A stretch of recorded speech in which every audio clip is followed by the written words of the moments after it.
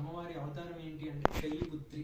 శైలిపుత్రి అంటే ఎవరు అంటే, శైలి అంటేనే అక్కడ తెలిసిపోతుంది, పర్వతాలు. పుత్రి, పర్వతాలకు పుట్టిన అమ్మవారు అంటే ఎవరు? పార్వతీ అమ్మవారు అనుకోవచ్చు మనం. శైలి మరి పర్వతరాజుకి పుట్టినటువంటి కూతురు అలా అనుకోవచ్చు. అమ్మవారి ఫస్ట్ అవతారం. ఆ తర్వాత బ్రహ్మచారిణి, చంద్రఘంట, కూష్మాండ, ఇలా 9 అవతారాలు ఉంటాయి అమ్మవారికి. స్కందమాత, కాత్యాయని, కాళరాత్రి, మహాగౌరి, సిద్ధిదాత్రి అని 9 అవతారాలు. అయితే అమ్మవారికి ఈరోజు అలంకరణ విషయానికి వచ్చేసరికి బాలా త్రిపుర సుందరి. బాలా త్రిపుర సుందరి ఎవరు అంటే, అమ్మవారిని పంచదశి అని కూడా పిలుస్తారు. లలిత అమ్మవారి యొక్క పుత్రిక అని కూడా అంటారు. ఎందుకు అంటే, భండాసురుడు అనేటువంటి పెద్ద రాక్షసుని చంపినటువంటి చిన్న తల్లి. పెద్ద రాక్షసుడు చంపిన చిన్న తల్లి. అమ్మవారి వయస్సు ఎటువంటిది? ఎంత? 6 సంవత్సరాల వయసు అంతే అమ్మవారికి.